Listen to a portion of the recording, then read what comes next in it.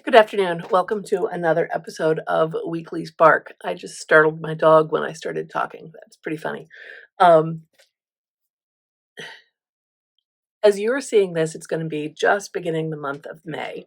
And when I posted kind of my own tentative schedule for topics that I wanted to cover over the course of this year in Weekly Spark, I had May written down as a month to look at stencils.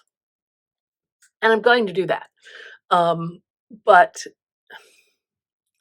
this week has been a little over the top. We live in a 50-some-year-old house. We had aluminum wiring, so we're doing phases of the house, having that remediated and having the copper connections put in.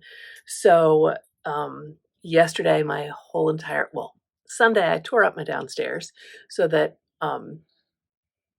Monday, the electricians could fix my downstairs, and then I'm working on putting it back. That downstairs includes my ceramic studio. Clearly, this room has not been done yet. That'll be a project to tackle when I have to pack that up to move that bookcase. Yeah. So needless to say, I'm just a little low on energy this week because that was such a big house project. It went really well. I have a great electrical team, but I also have a show this weekend. And so I wanted to bring you a weekly spark where I talk about techniques, where I show you techniques in my journal. And sadly, it's going to be a little bit more of a flip through just because that's what I can get to you this week. So I apologize for that, and know that next week we will be back with definitely a hands-on, view of me doing a page in my journal. With stencils being the topic of the month, I will link down below to my favorite stencil site. I have a couple, but the definitely number one is Stencil Girl Products, and that's the site of Mary Beth Shaw.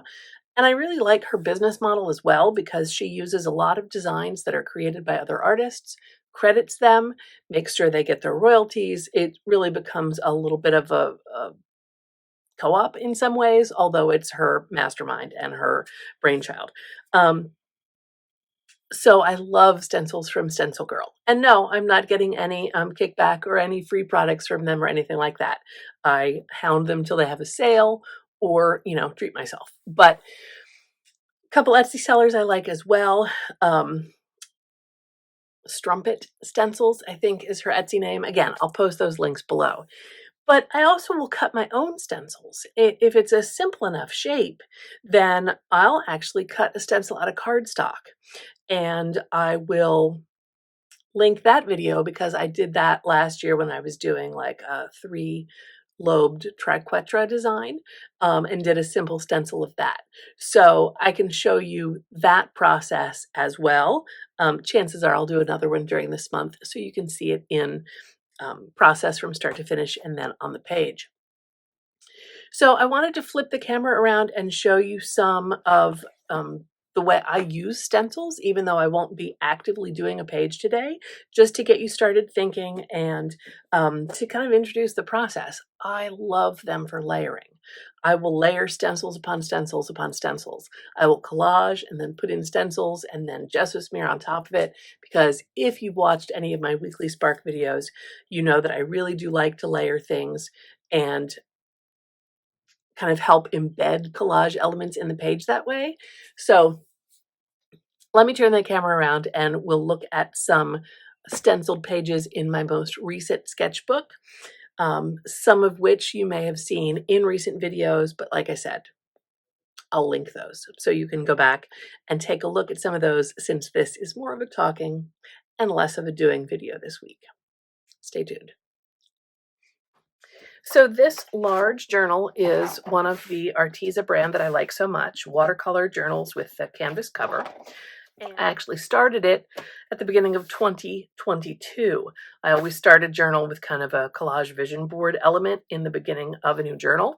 So here we are, almost to the midway point of 24, and I'm still in this journal because, as you know, I have 3 or 4 journals going in different sizes and different formats at a time. So For some of the weekly sparks this year, I have been showing you some of my goddess pages that I do a goddess reading at the beginning of the year and then have a goddess for each month, kind of like doing a tarot reading, but kind of an overarching theme for the year. And so this was from January 22, and this is Maeve, who is a Irish warrior queen goddess. And so there's this wonderful Celtic stencil here, which you're going to see a lot because that's a motif that I love, and it's a really intricate stencil, something that I would not ever consider cutting myself, and that is from Stencil Girl.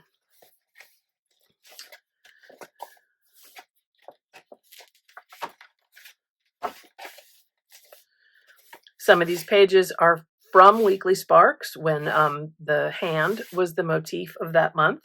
So you can search my playlists and find these videos if you wanted to see how they were done.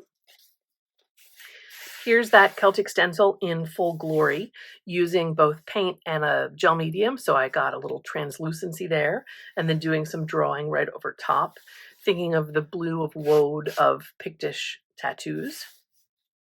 This page has so many stencils. Again, it's the kind of thing where I'm really layering a lot. All of these flower motifs are stencils. This is a stencil from Stencil Girl. Here, this flower is the same as this one with different color palettes. This basket weave is a stencil. And so I just built up this background in so many layers, you know, a spot here, a spot there, a spot on the border, not stenciling the whole thing at any given time, but just putting in little elements.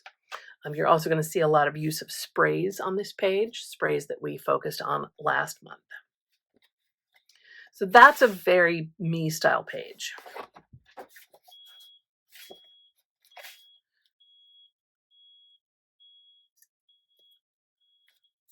Big mandala stencil here.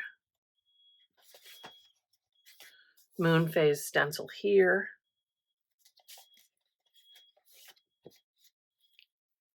At one point in time, I had cut my own labyrinth stencil out of a large piece of cardstock. And cardstock works for a while, but because it's porous and, you know, it's not sealed or anything, it does get wet and absorb paint. And eventually I did upgrade and buy this large labyrinth stencil. I think that is from Strumpet Stencils on Etsy, but I will double check that and leave the comments below. More stenciling here in this background. So this one I know you're going to be able to find in my playlists. This kind of goddess figure is one that I cut myself from cardstock and I use quite a bit, both as a stencil and as a mask. In this case, I lay down the positive and spritz around it. But this triquetra, I know I did cut out of a cardstock stencil. So that's the video that will pop up at the end of this video here. So you can go directly to that one and see how that was done. This is a fern stencil that I cut myself out of cardstock. The Greek designs are from Stencil Girl. I use those quite a lot because I love that classical reference and that art history reference and those motifs. This page has just spots of little stencil here and there, nothing too specific, but to add texture to the page. The labyrinth again. So if it's a motif that I use often, I'm really going to invest in a good stencil. This feather stencil actually came from the craft store in the aisle where you would be doing like stenciling walls in your room or buying a blank tray and painting those blank wood products, whether boxes or trays or picture frames. So the stencils are in all different parts of the craft store if you know where to look for them. Stenciled here, these watery motifs. So this page I had done with some gesso smear and some Brusho watercolors. So I'll come back to this next week and I'll finish this off with stencils. Since it has such rich texture and color on it already, it's probably not going to need too much. But put a pin in this and we'll come back to this next week. Again, that feather. Again, the Greek designs. And I know this was a recent page that you can see a lot of these stencils that were put onto this page. I know this is up from a recent Weekly Spark. So hopefully that gives you just a little teaser about some of the ways that I do like to use stencils and layer them in with different components. That's where we are for now. So we will come back to this book. We will come back to this spread and work on this next week. So please click the bell, click the subscribe button, do all the YouTube things, and I look forward to seeing you back here next week for another episode of Weekly Spark, when I should have a little more creative energy to take it to the page. So for now, enjoy browsing some of the stencil videos that I've posted in the past, and stay tuned for next week. Thanks for tuning in. I'll see you later.